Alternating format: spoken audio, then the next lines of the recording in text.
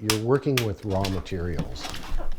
You're taking the clay, the earth, you're working with air, water, and fire. And that's where my interest lay. Take those elements and turn them into product that the world can enjoy and hopefully make their lives a little better in the process.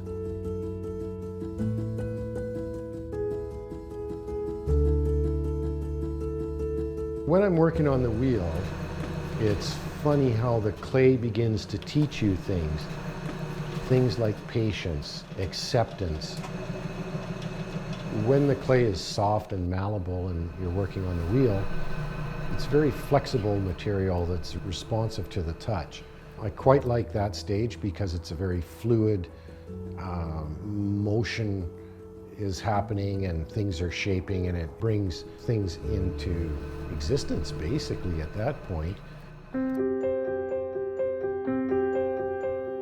A lot of the designs represent the area that I live in the Okanagan, and what surrounds me, birds, fish, mountains, trees, and all those different things that surround us in nature, which is all part of our earth, and we need to protect that and enjoy it.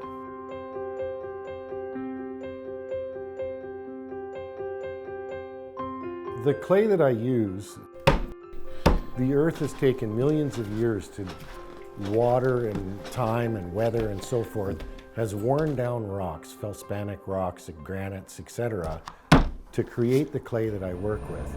And I want to make as best use of that material as possible and do it in a creative way. Any of the waste that comes from the creation of making the pots, I'm able to reuse and recycle all of that clay back into making more products.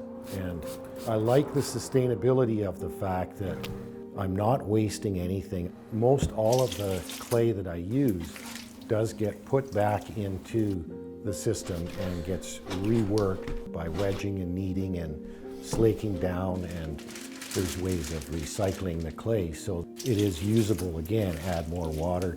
That clay is every bit as usable as it was to begin with until it's been fired.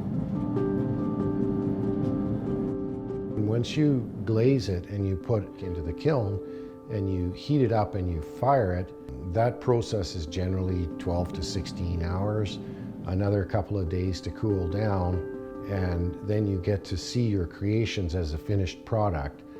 And that's always a bit of a circus ride, in that you take one piece out and it's turned out better than you could have imagined. Good. And then you take the next piece out, and through some little detail along the way,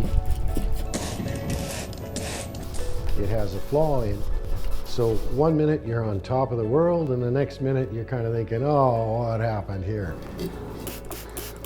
When things happen in the firing and they don't kind of turn out to pass inspection, we'll say, I would sometimes try and reheat it again and see if I can correct that or redo the piece, generally in the finishing stages.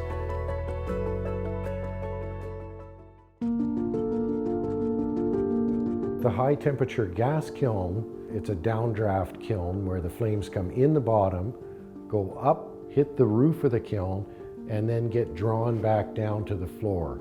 So the fire is actually traveling over the work twice.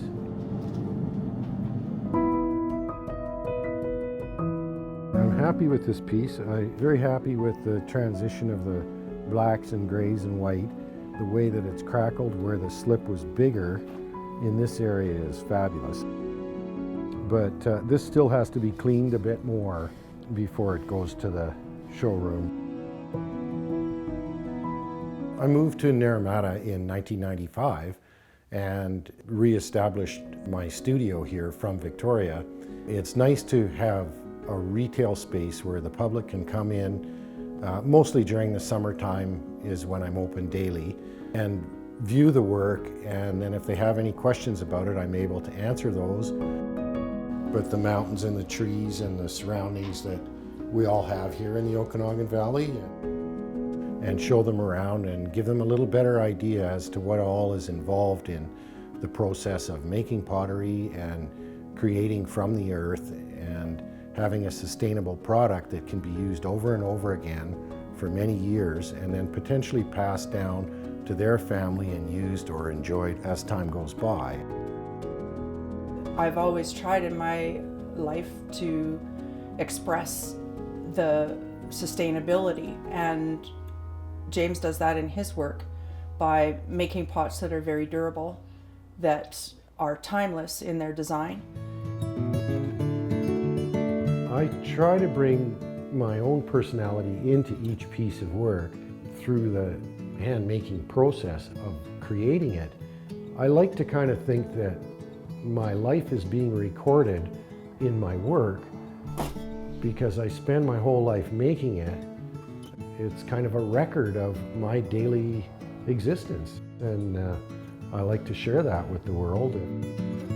As a potter, I feel very fortunate that I found what I wanted to do at an early age. I was touched by the earth, and I've taken that clay and turned it into a career in ceramics and pottery.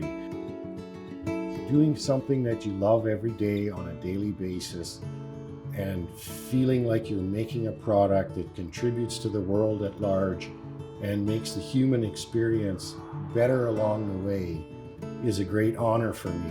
It's just been fabulous.